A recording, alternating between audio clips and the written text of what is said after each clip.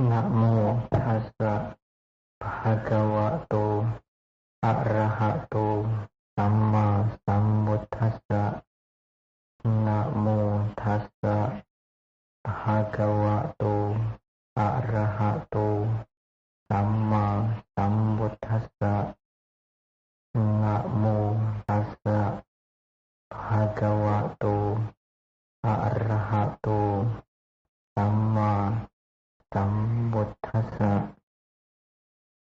Kapani tata sahasrani sanggehe dinang nasati. Patawi sakharo meru khayang yanti yuga kali. Saudara-saudara, hari ini adalah hari pertama pada saat para biku memulai dengan masa katina.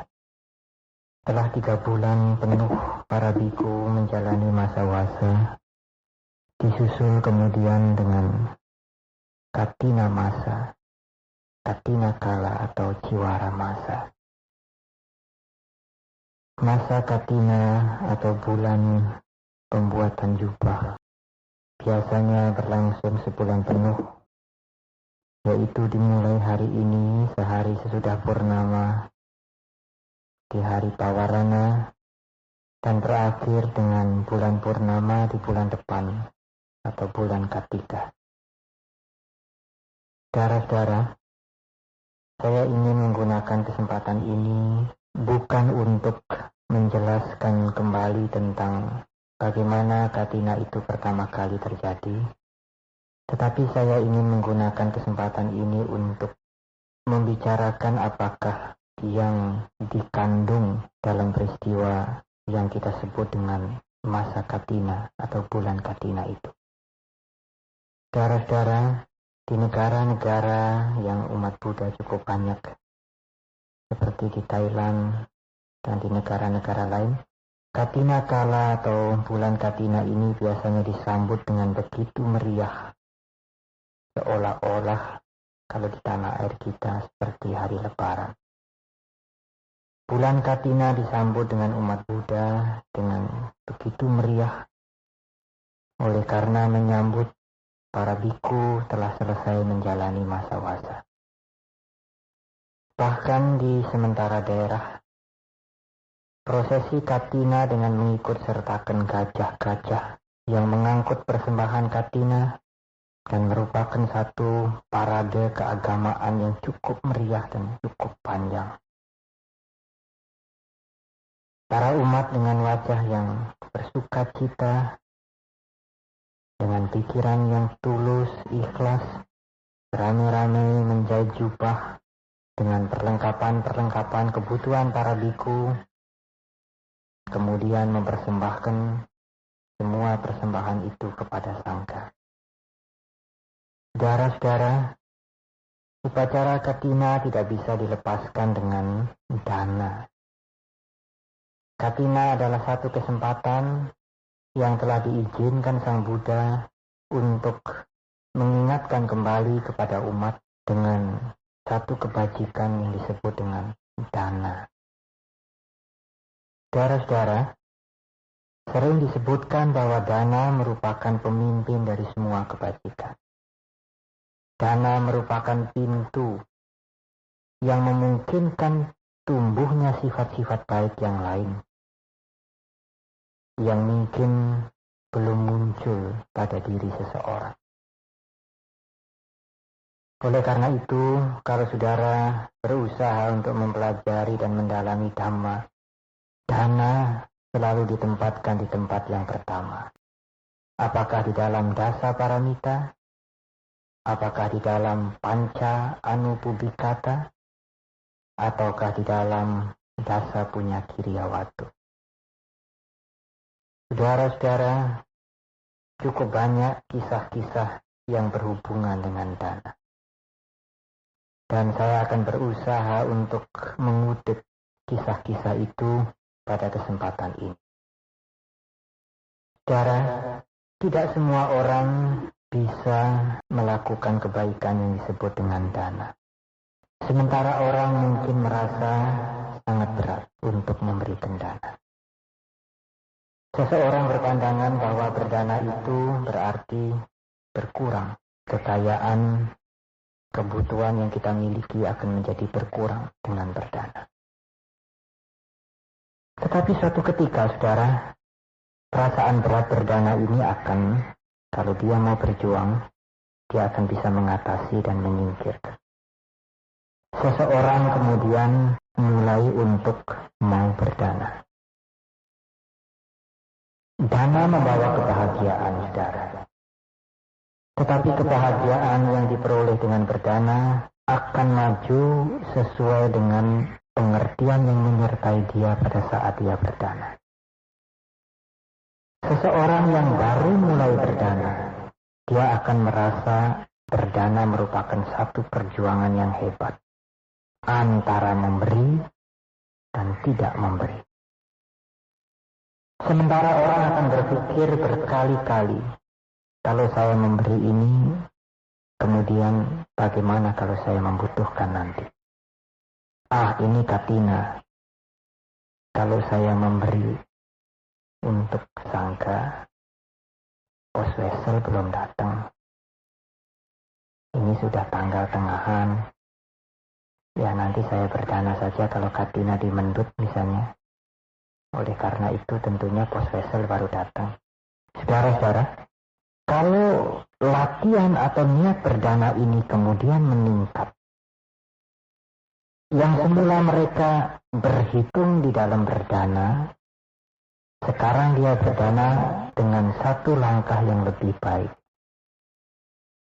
Tetapi dia berhitung dengan tujuan yang lebih halus. Ya, saya berdana ini mudah-mudahan citra saya naik di tengah-tengah masyarakat. Kalau saya dana Katina, apakah nanti Bante itu sempat mencocokkan satu persatu si A berdana ini, si B berdana itu. Setingkat lebih naik, saudara. Orang tidak lagi berdana dengan tujuan supaya dikenal. Orang tidak lagi berdana supaya dipandang. Tetapi kemudian orang berdana dengan tujuan yang lebih jauh. Supaya kehidupan saya tidak kekurangan. Supaya ekonomi saya tidak menjadi hancur. Semoga sesudah kematian saya bisa dilahirkan di alam surga sebagai dewa. Semuanya ini menunjukkan pengertian yang maju, pengertian yang meningkat dari masing-masing orang yang menginginkan untuk berdana. Akhirnya, saudara, sampai kepada satu pengertian yang puncak. Seseorang berdana dengan tujuan, saya berdana supaya saya bisa membebaskan diri saya dari lingkaran samsara. Dia berdana dengan tidak berhitung, dia berdana dengan tidak mempersoalkan apa yang akan dia capai. Tetapi dia berdana hanya dengan tujuan, semoga saya bebas dari keterikatan. Saudara, saya mempunyai beberapa cerita untuk menggambarkan bagaimana kondisi batin seseorang yang berdana. Ada seorang Brahmana yang bernama Eka Sataka. Oleh karena Brahmana ini hanya mempunyai selembar jubah. Kalau istrinya pergi, maka suaminya terpaksa di rumah. Karena jubah atau pakaiannya hanya selembar. Kalau suaminya pergi, istrinya harus tinggal di rumah. Oleh karena pakaian dipakai oleh istrinya.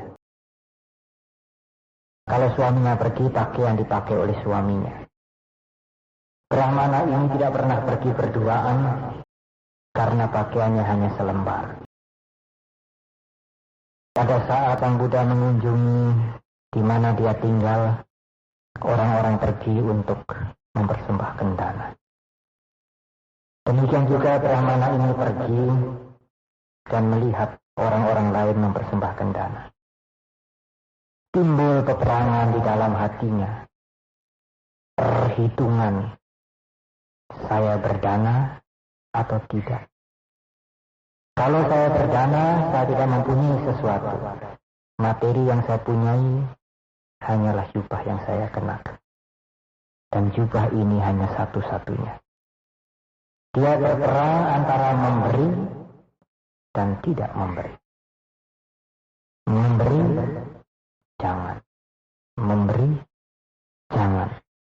Memberi, jangan. Akhirnya memberi. Jubahnya dibuka, dilipat, dan dipersembahkan kepada Sang Buddha. Dia menang berjuang. Satu pertempuran telah dimenangkan karena dia memutuskan untuk memberi jubah satu-satunya.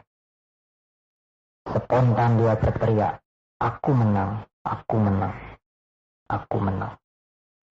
Seorang raja mendengar kata-kata menang hanya untuk raja. Orang miskin ini mengatakan aku menang. Apakah dia akan memberontak?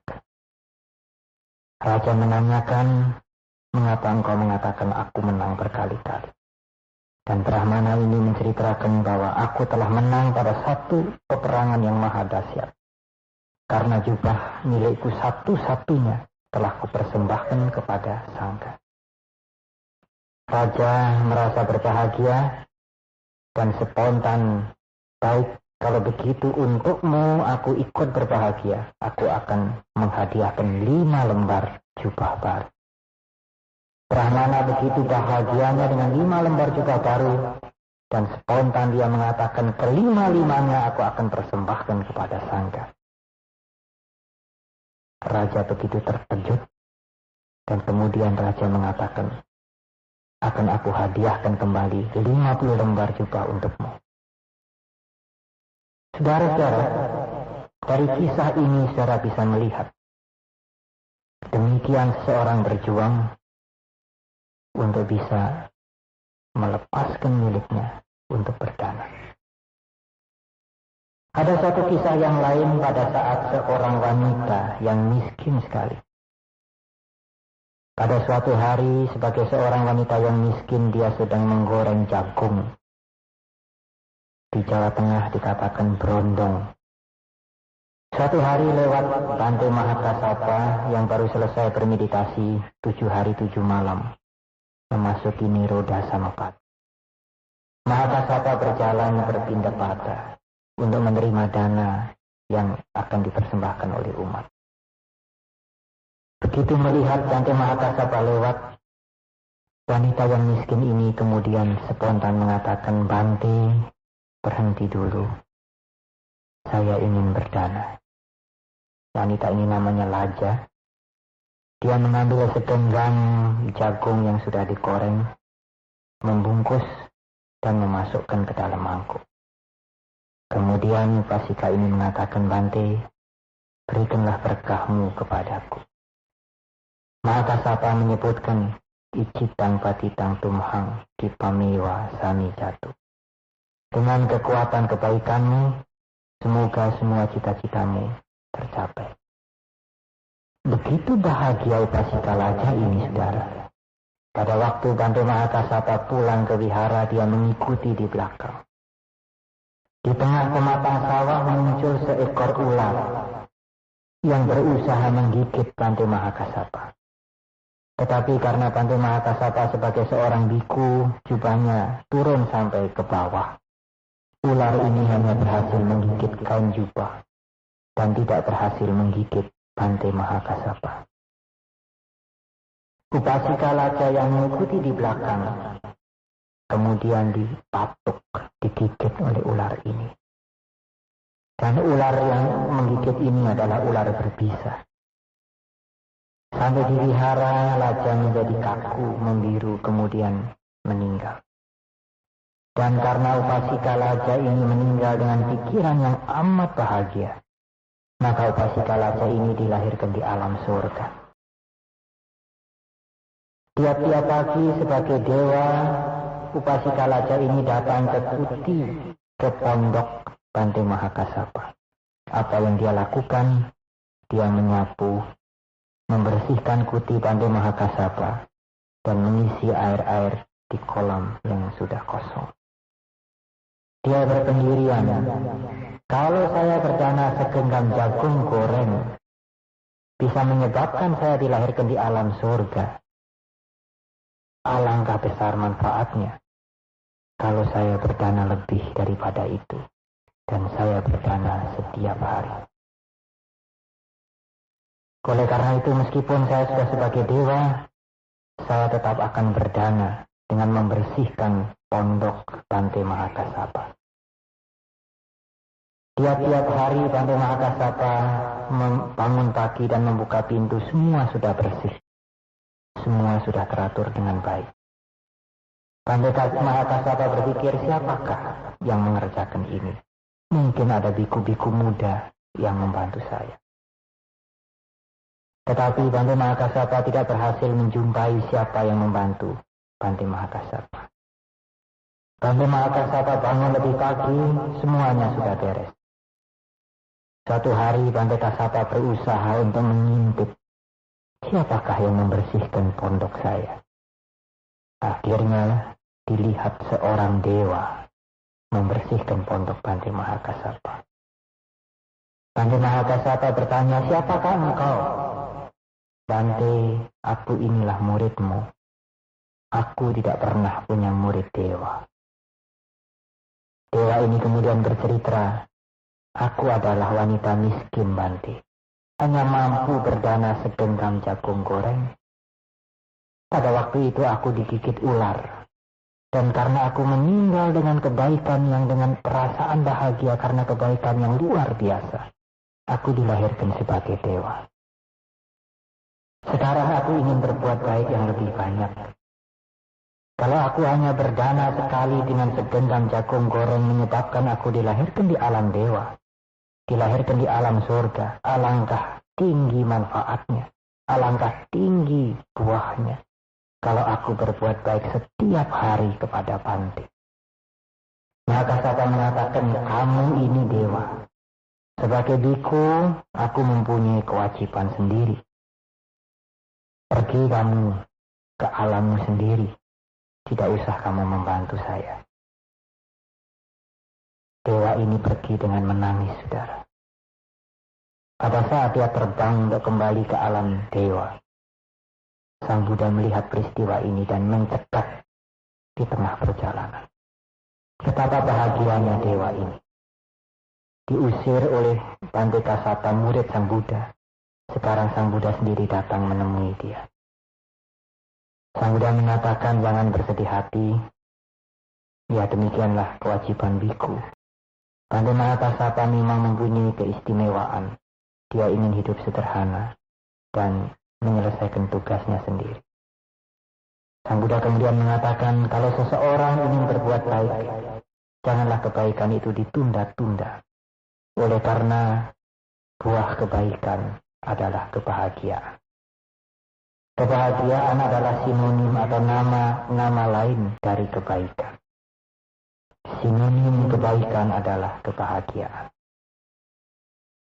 Lebih dari upasika laja adalah wesantara. Wesantara berdana dengan tidak pernah berpikir keuntungan dan kerugian. Sebagai seorang pangeran, suatu hari didatangi dengan penduduk dari negara lain. Penduduk ini menceritakan bahwa negaranya sedang musim kemarau, panen tidak jadi, hujan tidak turun, penyakit di mana-mana, orang mati setiap hari. Kami percaya, pangeran, kalau ada gajah putih sebagai maskot, sebagai jimat, maka negara kami akan makmur.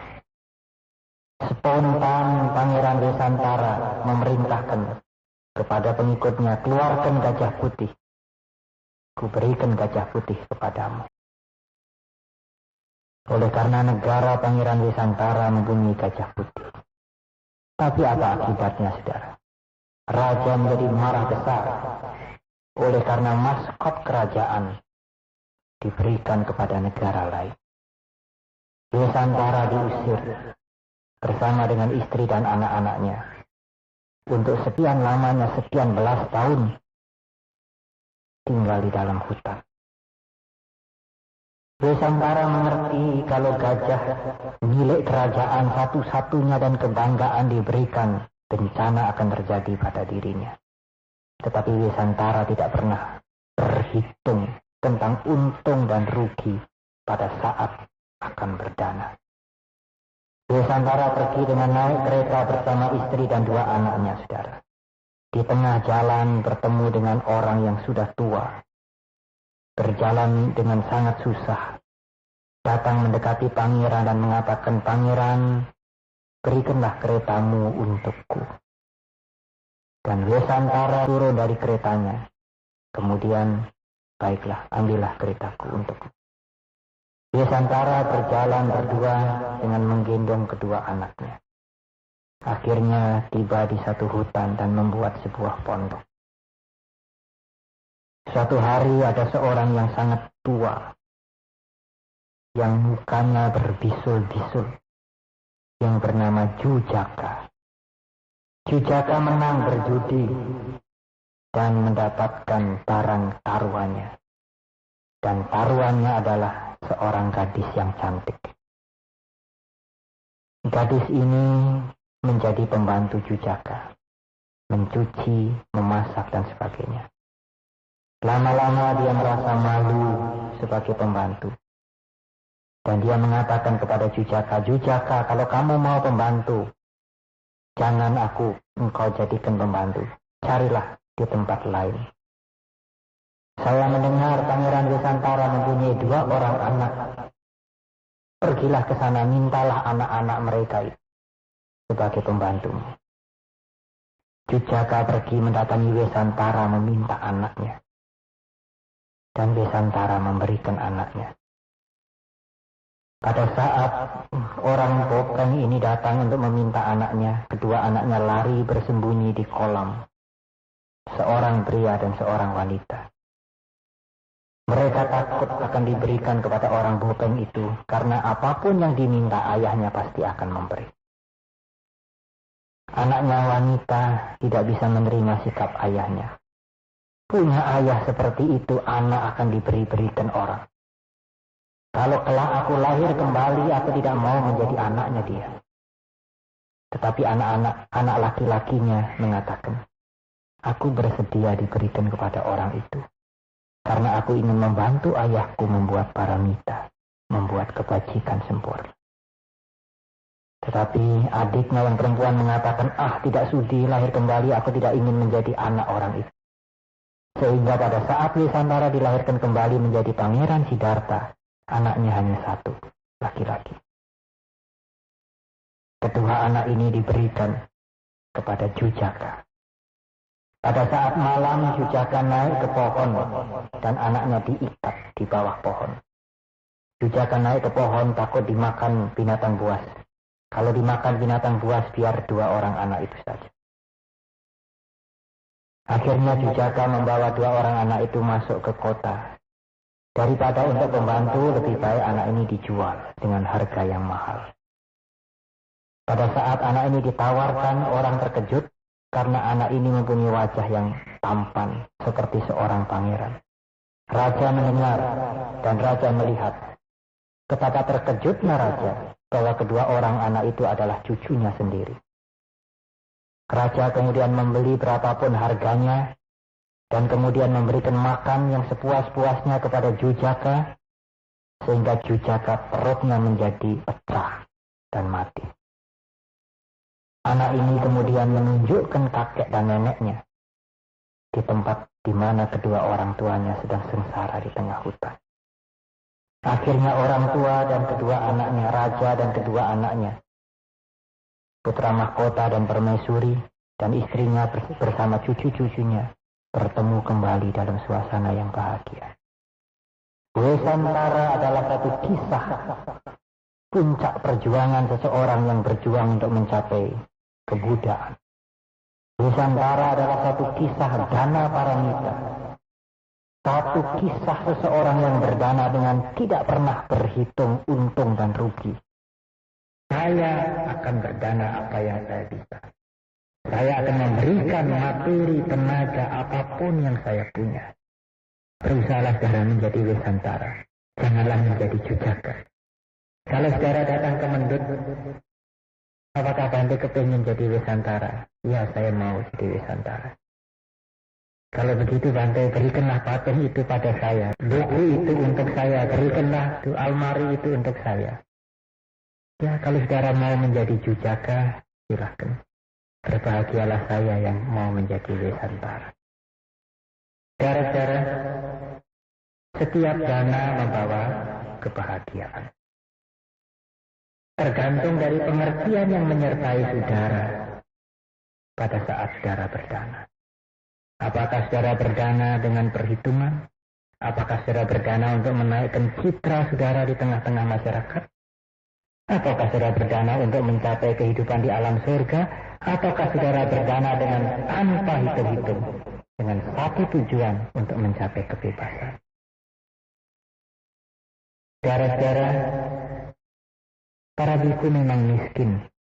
Tetapi para biku ini mempunyai kekayaan, mempunyai pengalaman di dalam melepaskan segala sesuatu. Kalau dibandingkan dengan kehidupan orang awam, maka orang berumah tangga mempunyai banyak pengalaman mengumpulkan segala sesuatu. Mengumpulkan nama, mengumpulkan kekayaan, mengumpulkan kekuasaan, mengumpulkan kedudukan. Tetapi kami para biku sejak bangun pagi sampai nanti menjelang tidur kembali, sebagian besar hidup kami hanya melepas. Melepas waktu, melepas tenaga, melepas pikiran, melepas apapun yang punya demi kepentingan orang banyak. Ya memang kami ini orang miskin, tetapi kami tidak pernah merasa miskin. Saudara-saudara, saya tidak mengharap saudara untuk menjadi Jujaka. Tetapi kalau saudara tidak bisa menjadi Wisantara, jangan lupa saudara untuk berusaha untuk latihan melepas. Dana akan memberikan satu rasa bahagia di dalam diri saudara. Sekarang ini sedang disinyalir kehidupan beragama lebih bersemarak di masjid, di gereja, di wihara. Tetapi kejahatan juga tidak kalah semaraknya. Sulit mencari hubungan. Apakah semaraknya hidup beragama ini tidak bisa meredam, tidak bisa rem semaraknya kejahatan, semaraknya kenakalan. Pembunuhan yang sadis sering terjadi. Padahal kehidupan beragama lebih semarak, lebih berkembang. Saudara-saudara, kalau kita mau merenungkan yang lebih dalam, kehidupan beragama bersemarak karena saudara-saudara mencari tempat di mana saudara bisa mempunyai hubungan sosial kemasyarakatan. Bagi saudara-saudara yang senang berpikir, agama Buddha menyajikan kepuasan berpikir untuk saudara. Tetapi mungkin sangat sedikit umat beragama yang ingin menggunakan agama, menggunakan ajaran agama sebagai satu dasar untuk mencapai kebahagiaan dalam kehidupan sehari-hari. Saudara berkumpul di sini, saudara aktif beragama, aktif ke wihara, karena saudara perlu teman-teman. Saudara butuh kegiatan, butuh persaudaraan, tidak lebih. Dan kalau saudara senang berpikir, agama Buddha menyajikan kepuasan berpikir. Tetapi suatu saat saudara, kalau saudara kebentur di dalam kehidupan saudara, saudara akan merasakan betapa perlunya saya mempunyai satu pegangan agama. Oleh karena itu saya menganjurkan saudara, bukan pada saat nanti terbentur saja, kebentur saja. Tetapi jadikanlah agama sebagai satu dhamma, sebagai satu pedoman kehidupan saudara sehari-hari. Kalau saudara mempunyai satu kebahagiaan yang saudara bisa tumbuhkan dari dalam diri saudara, karena dhamma, saudara tidak akan pergi mencari kebahagiaan yang kadang-kadang membawa risiko, membawa bencana yang sangat besar. Saudara-saudara, kami para biku mendapatkan fasilitas, mendapatkan kemudahan-kemudahan untuk menghayati kehidupan kesucian ini karena bantuan saudara. Meskipun bagaimana kebutuhan materi tidak bisa dihindari. Meskipun kebutuhan materi tidak bijaksana untuk berkelebih-lebihan. Oleh karena itu, cobalah saudara hidup sederhana. Apa yang saudara dapatkan, gunakanlah untuk kepentingan orang banyak. Rela berjuang dan rela berkorban demi kepentingan orang lain. Karena perbuatan itu akan membawa kebahagiaan yang jauh lebih besar ketimbang saudara mendapatkan keuntungan materi. Ada satu peribahasa, mana yang dipilih? Menyumbang atau disumbang? Saudara menyumbang atau saudara disumbang?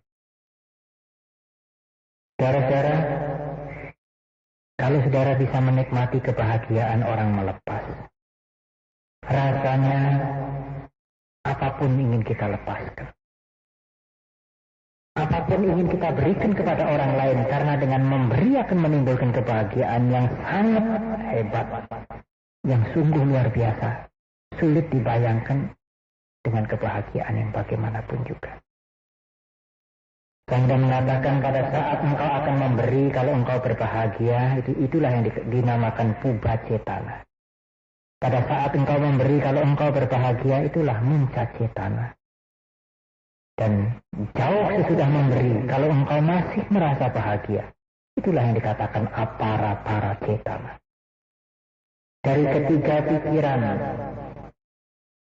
yang dikatakan permulaan, pertengahan, dan sesudah berdana, manakah yang paling penting? Yang paling penting justru sesudah berdana. Kalau pada saat berdana, pada waktu berdana saudara kurang rela, tetapi sesudah berdana saudara merasa bahagia, dan kebahagiaan ini bisa berlangsung berhari-hari, maka pikiran bahagia sudah berdana itu akan memberikan nilai tambah dari perbuatan baik yang saudara lakukan. Tetapi sebaliknya, kalau sesudah berdana, pada waktu berdana saudara antusias, sebelum berdana saudara senang, pada waktu berdana saudara antusias, tapi sesudah berdana kemudian saudara menjadi kecewa, menjadi gelo. Yang kasih sudah banyak, kalau tahu begitu saya tidak usah kasih. Pikiran ini akan merusak saudara. Dan kalau pikiran ini timbul berkali-kali, pikiran ini akan merusak kebaikan saudara. Pikiran baik, pikiran puas sesudah memberi, itu justru akan memberikan nilai tambah pada saat saudara memberi. Pada saat saudara melakukan kebaikan itu. Katina adalah dana kepada sangga. Katina bukan dana kepada pribadi biku, tetapi dana yang harus dipersembahkan dengan pikiran berdana kepada sangga. Sang Buddha mengatakan, Tatawi sagaro meru, kayang yanti yuga kali. Tanah yang padat, lautan yang luas, gunung Mahameru yang sangat tinggi. Karena waktu yang berjalan terus, karena ketidakkekalan, itu pun akhirnya bisa habis. Lautan yang luas bisa menjadi kering, gunung Mahameru bisa hancur, dan tanah yang padat bisa berhamburan. Tatawi sagaro meru, kayang yanti yuga kali. Tetapi kapani sata sahasani sanggi dinang nak nasati.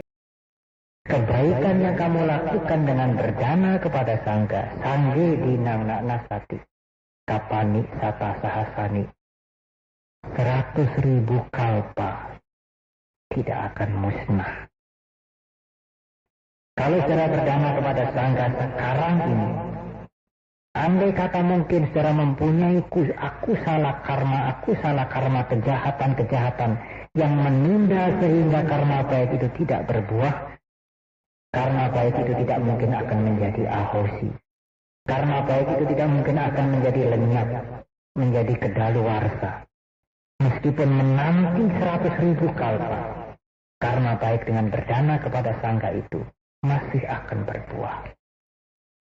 Satu kalpa ini, bumi ini terbentuk, berlangsung dan hancur kembali. Bumi ini muncul, hancur kembali, muncul, hancur kembali, muncul, hancur kembali. 100.000 kalpa sudah.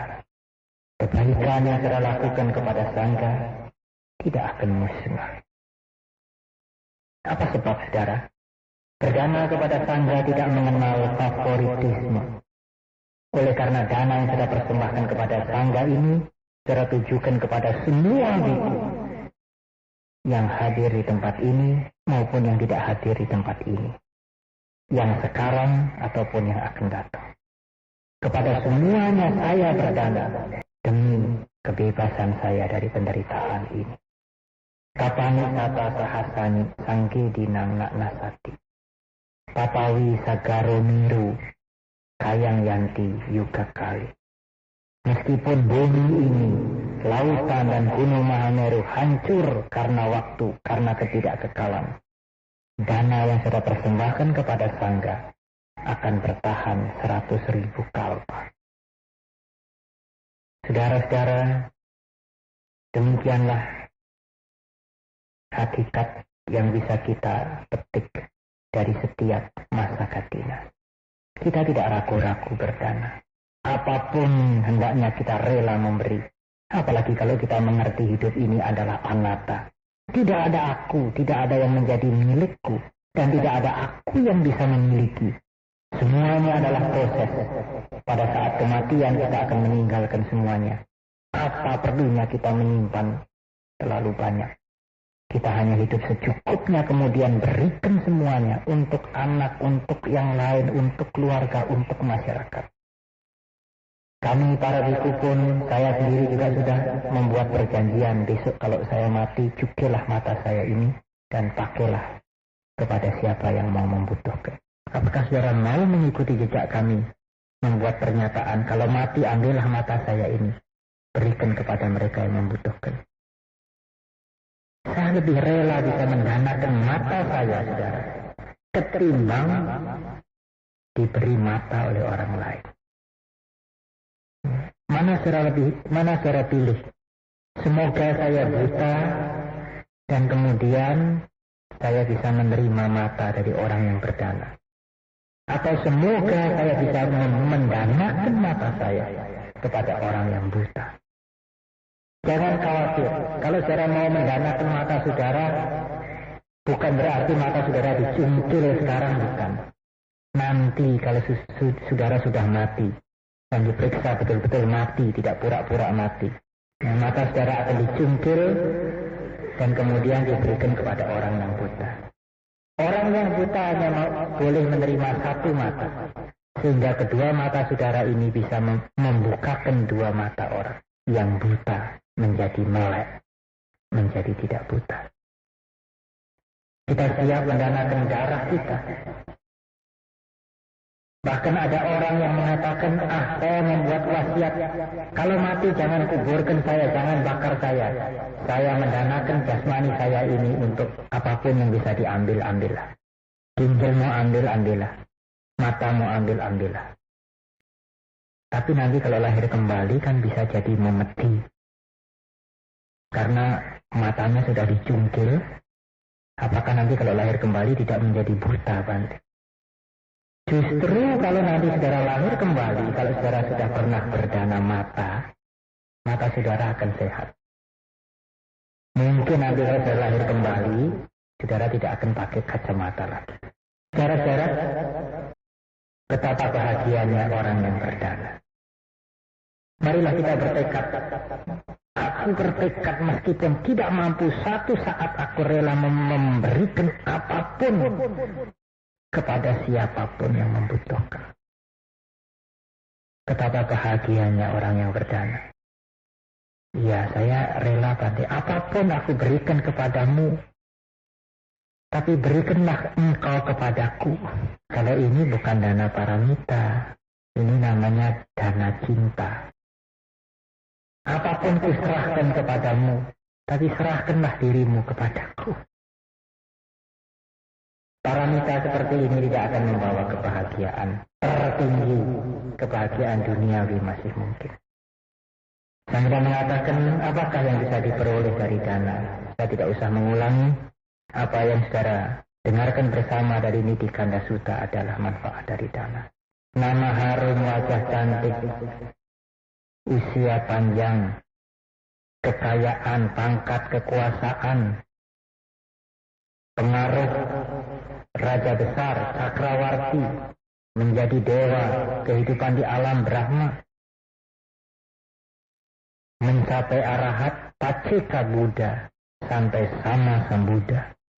Semuanya itu adalah dana punya, kekuatan baik, kekuatan perbuatan bajik dari dana. Semogalah saudara menjadi orang yang bisa dicontoh oleh masyarakat dalam berdana. Jangan remehkan perbuatan baik, meskipun kecil kebaikan adalah kebaikan. Jangan meremehkan kebaikan seperti air yang menetes di tempayan, setetes demi setetes, akhirnya akan menjadi penuh.